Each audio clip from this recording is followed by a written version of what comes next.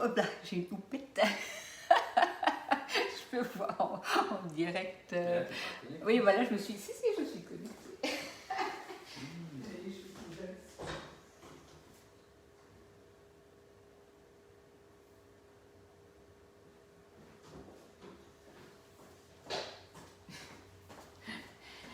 Des cheveux qui se dressent tout seuls.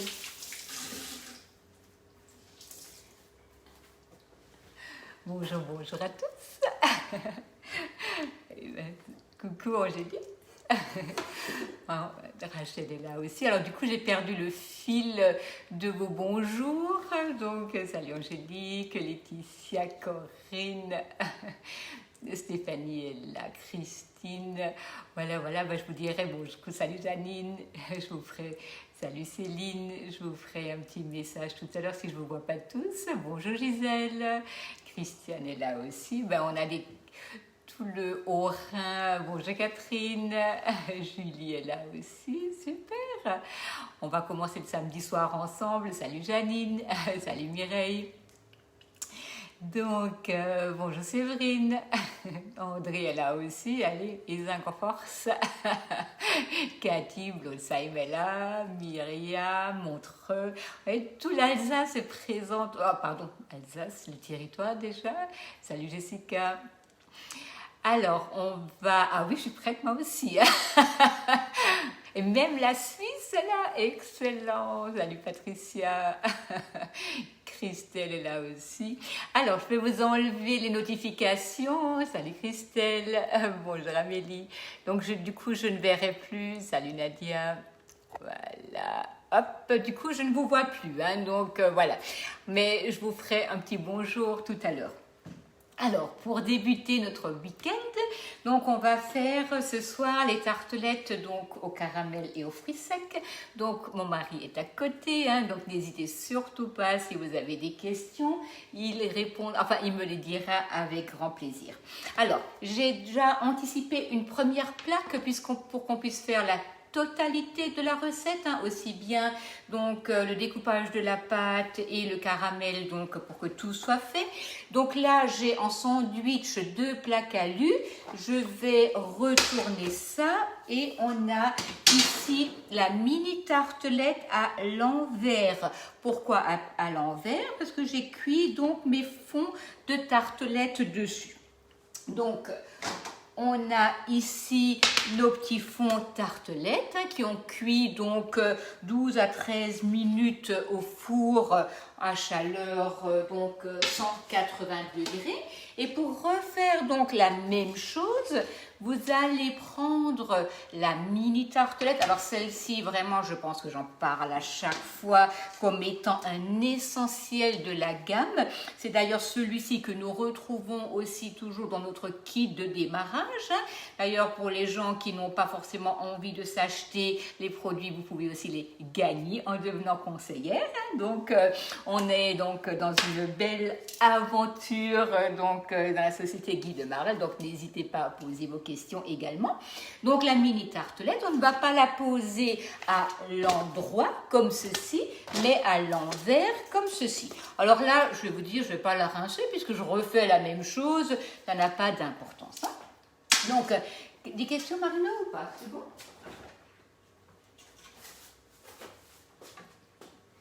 Pas de question, 0 question. Allez, hop.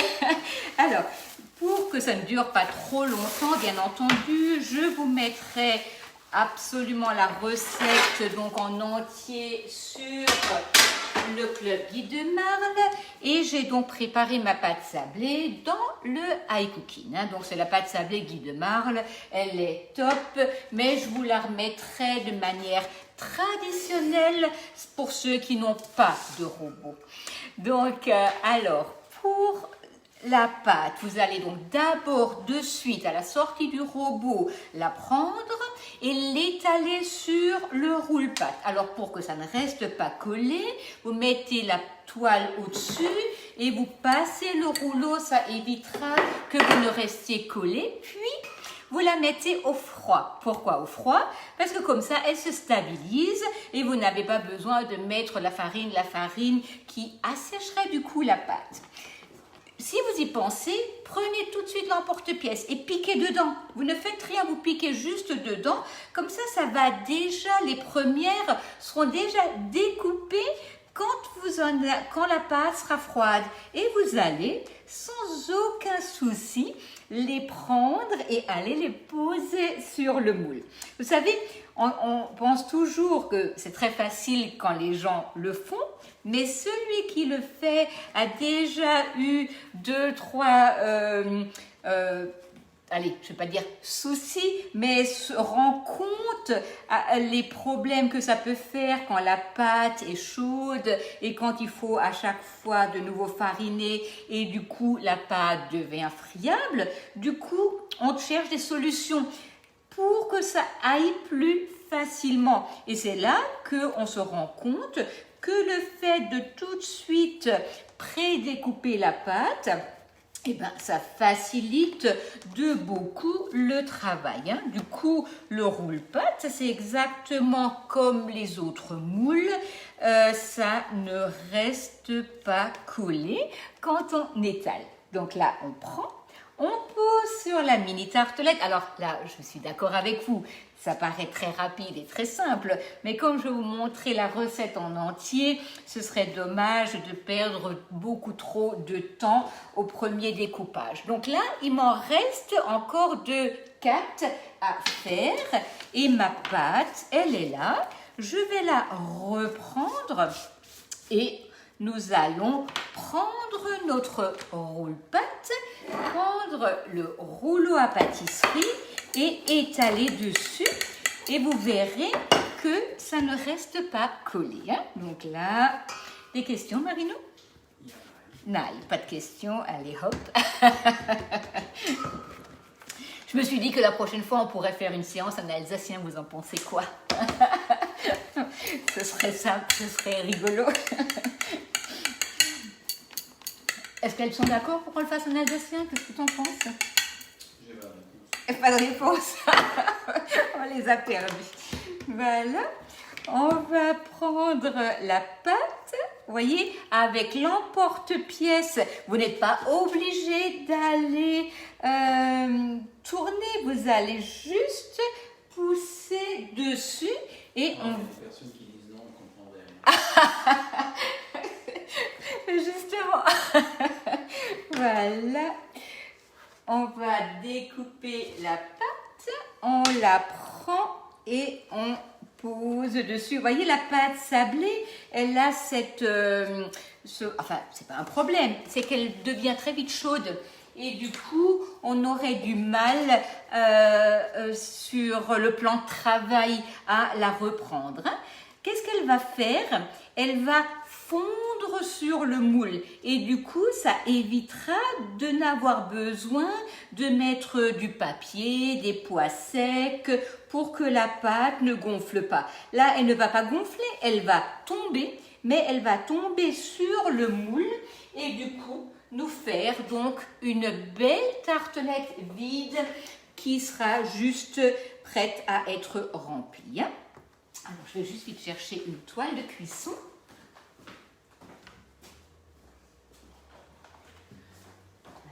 Voilà. On va poser la toile par-dessus et je vais également prendre une deuxième plaque à alu et la poser dessus. Ça évitera que ça ne gonfle. Donc on pose dessus, on met au four 12 à 14 minutes à 180 degrés selon le four que vous avez.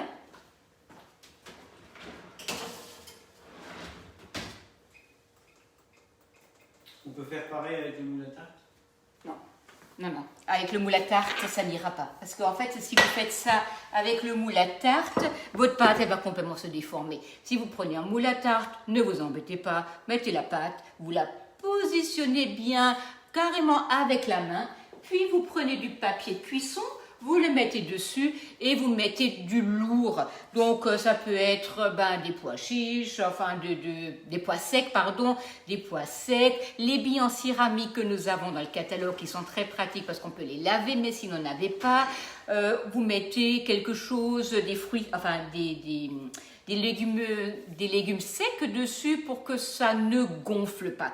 Mais vraiment, la mini tartelette, le mince spice, la briochette sur le dessus, mais n'allez pas trop grand parce que votre pâte, elle va se déformer à la cuisson. Hein. Voilà, donc qu'est-ce qu'il nous faut pour notre petite tartelette? Il nous faut une pâte sablée. Alors soit vous l'achetez et puis vous la découpez, vous la mettez sur l'empreinte et vous la cuisez. Ça peut être fait 1, 2, 3, 4 jours avant, ça n'est pas du tout un souci. Puis vous allez préparer votre caramel. Pour le caramel, il vous faut 100 g de sucre. Personnellement, je prépare toujours le sucre en avance et je mets 20 g d'eau dessus. Qu'est-ce qui se passe? Du coup, vous voyez, mon sucre devient presque un sirop de sucre. Il est liquide. Et quand je vais chauffer ma casserole, mon sucre va fondre tout seul, sans aucun problème. Je n'ai même pas besoin d'avoir peur de brûler mon sucre. Je vais mettre ma plaque à fond. Donc là, de toute manière, vous allez le voir en live. Hein, je ne fais rien de particulier. Et surtout là, je ne fais rien. On n'y touche pas. On ne fait rien. On laisse juste, vous voyez, dans la casserole, c'est bien. On va préparer le beurre. On va préparer la crème. Et on va rajouter un petit peu de fleur de sel. Parce que pour le caramel, c'est vraiment quelque chose qui donne un bon goût. Voilà. Oui, on peut faire la même chose avec une pâte feuilletée, sauf que en fait, il faut absolument que du coup, vous l'utilisez le jour même. Parce que la pâte feuilletée, du coup, elle ne va pas rester pendant 2, 3, 4 jours. Il faut la faire, la remplir et le manger rapidement. Sinon, vous allez, ce sera sec. Hein. Donc là, nous avons notre caramel qui est en train de se faire. Et là, j'ai 3 sortes de noix. J'ai des noix de cajou, des noisettes et des amandes. Vous pouvez prendre bien sûr des noix normales. Autre chose, ça n'a pas d'importance. Hein. C'est vous qui décidez ce que vous aimez. Et j'ai mes pistaches que je vais rajouter après, à la fin, pour que ça reste bien vert. Donc, le tornado, alors là, évitez le robot, parce que si vous commencez à les mouliner, ça va vous faire quelque chose de trop fin. Là, je veux vraiment quelque chose de grossier. Hein. Donc, on va mouliner ça.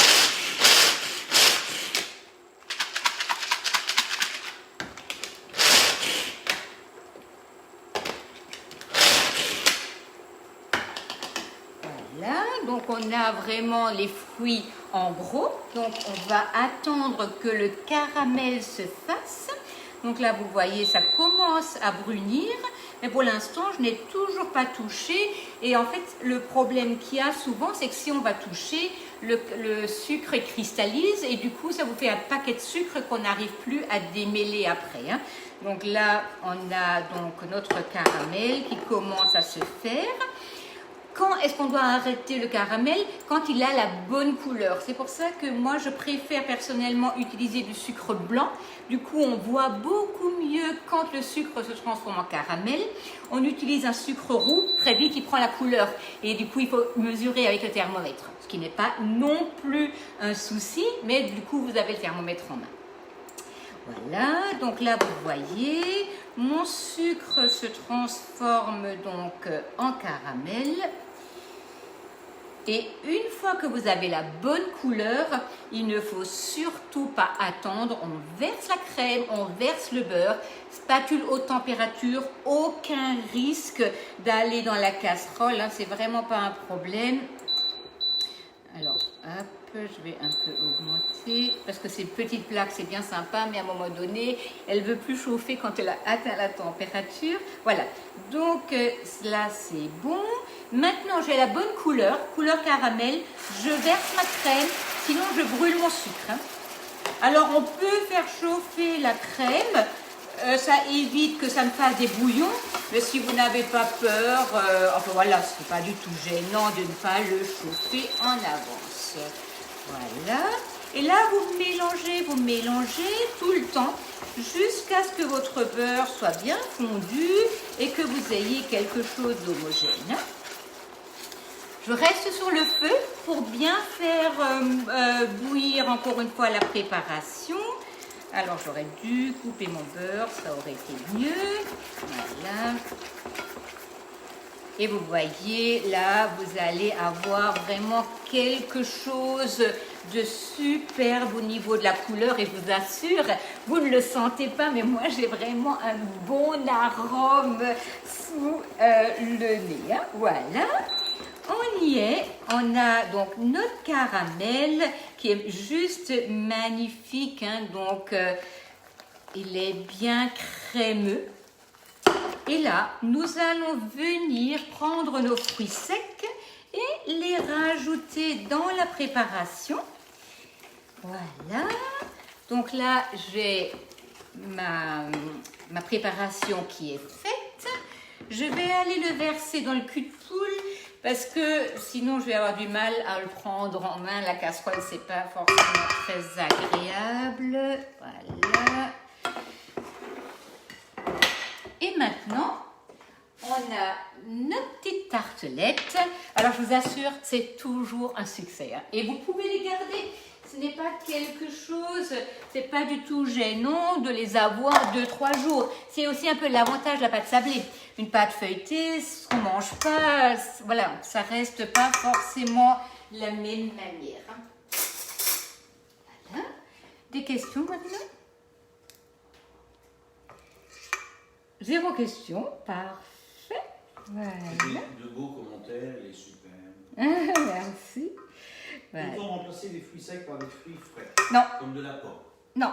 Alors, oui, alors à ce moment-là, vous faites comme une tarte tatin. Mais ça, c'est une tartelette qu'on va donc pouvoir garder. Donc, on a notre caramel dessus. Mais vous pouvez faire une compotée de pommes, bien entendu. Mettre ça avec du caramel, le rajouter. Il y a aussi une très bonne recette là pour ces tartelettes avec une compotée de rhubarbe qui est d'ailleurs d'actualité. Hein. Vous faites une compotée de rhubarbe et vous rajoutez quelques fraises par-dessus. Alors ça, c'est sublime et franchement facile à réaliser. Mais c'est vrai que ce genre de tartelette, caramel et fruits secs, on va pas mettre dans le caramel une pomme ou des choses comme ça. Là, on fait plutôt une compotée de pommes et on rajoute ça par-dessus après. Hein. Comment les conserver? De quoi? Comment les conserver? Frigo ou boîte? Non, boîte. Donc là, je continuerai tout à l'heure. J'ai terminé avec la pistache. Comment les conserve? Bissey? Non, pas du tout. Non, dans une boîte, c'est même pas nécessaire de mettre ça sous vide parce que ça va se... Je sais même pas du coup si le sous vide serait idéal pour ce genre de préparation. Là, vraiment, pâte sablée, le mieux, c'est vraiment de la laisser dans une boîte métallique couverte. Hein. Si vous n'avez pas mis le caramel, alors oui, là, be safe, ça ne pose aucun souci. Mais une fois que c'est garni avec le caramel, je ne pense pas que ce soit une bonne chose de le mettre sous vide. On va prendre quelques pistaches. On va rajouter ça par-dessus.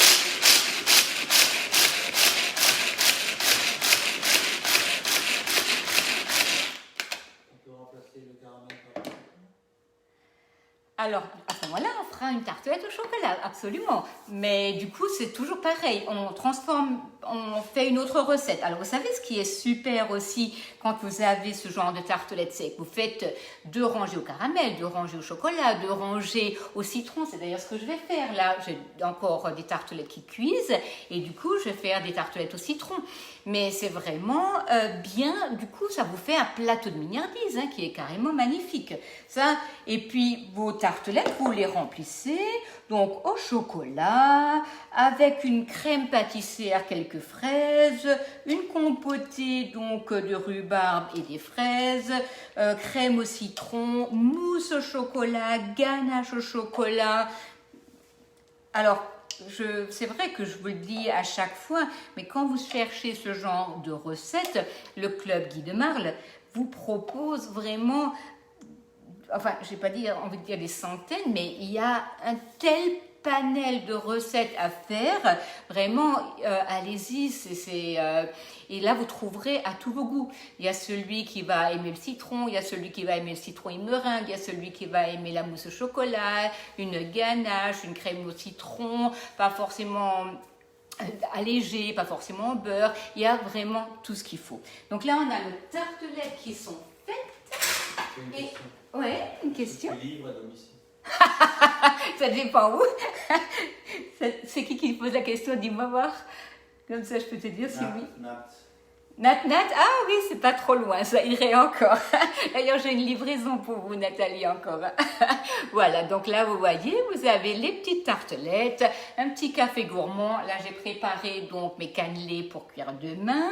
Et donc, pour vous donner encore un dernier rendez-vous avant donc le dimanche soir, donc demain à 11h, je vais découper mes génoises que j'ai donc préparées, hein, donc j'en ai 2, et avec ça on fera donc le number cake demain. Donc je ne vous fais pas la génoise, mais si jamais vous avez envie de la faire avec moi, il suffirait qu'aujourd'hui vous cuisiez 1 ou 2 génoises dans le flexipan plat, et comme ça vous pouvez découper demain avec moi. Qu'est-ce qu'il vous faut?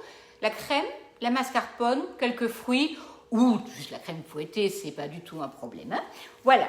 En tout cas, je vais juste encore attendre 2 minutes pour vous sortir les petites tartelettes. Et puis comme ça, on peut terminer. On fait la pâte la veille. Ah oui, au contraire, hein, c'est d'ailleurs beaucoup mieux. La pâte sablée, vous la faites soit à la main, soit au robot, soit au Kenwood de KitchenAid. Et vous l'étalez à plat entre 2 toiles, entre du film, et vous l'étalez le plus déjà possible.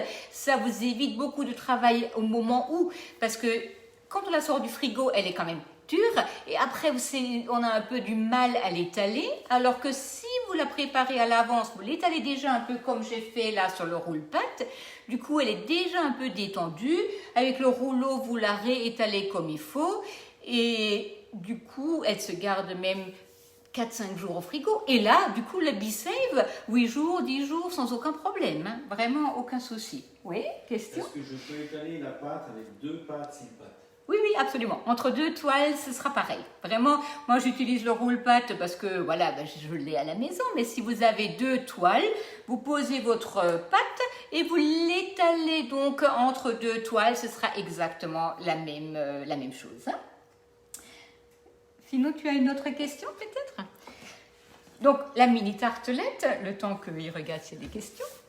Donc, la mini tartelette, vous allez l'utiliser donc pour vos apéritifs, vous allez l'utiliser donc pour vos florentins, pour faire des petits mendiants, donc tout ce qui est petite quiche, petite pizza, petite tarte flambée comme on a déjà vu. Donc là-dedans, ah oui, je voulais vous montrer s'il en reste. J'ai une question. Oui. Demain, que je fais les pains beurrés, est-ce que je peux les faire dans le grand... Oui, sans aucun souci. Alors, si j'ai un conseil à vous donner, si vous utilisez le grand rond, c'est de mettre moins de pâte et d'en faire, soit vous faites toute la pâte et vous faites 2 fournées, soit vous faites, parce que le grand rond étant un peu plus haut et moins large, ils vont monter beaucoup si vous faites donc la préparation comme elle est donnée sur la recette. Donc soit vous en faites carrément 10, hein, donc, ou alors vous pouvez même en faire 12, ils seront plus petits, mais du coup ils seront plus agréables à manger parce que sinon ils seront très développés. Mais sans aucun souci, vous pouvez le faire donc dans les 6 grands ronds. Voilà, ouais. L'épaisseur de la pâte sablée? Du 3 mm, hein, 3 à 5 mm. C'est vraiment... le côté agréable parce que la sablée elle a le droit d'être un peu épaisse. Hein. Alors hier je vous avais mis une photo de ces petits fours aux graines. Je vous ferai la recette. C'est en fait juste un œuf, du sucre, des graines de gourge, des graines de tournesol et des amandes, et ça a été fait dans la mini tartelette. Alors ça franchement c'est excellent. Et pour une petite faim, une petite envie de grignoter, pas de matière grasse, pas de farine, c'est vraiment top. Alors, je vais juste vite sortir. Encore une question? Non. Ok. Alors, on va sortir. On va faire nos livraisons alors tout à l'heure. Voilà. J'arrive avec les tartelettes.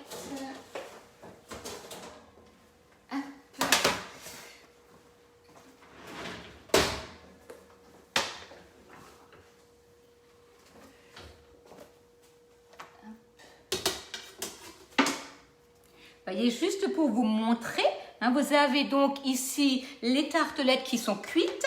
Donc là, c'est très chaud. Donc on va attendre que ce soit un peu refroidi. Je renverse le tout. J'enlève donc la plaque à alu. J'enlève le moule et vous avez vos tartelettes positionnées comme il faut. Voilà. Ouais, une question. Une tartelette.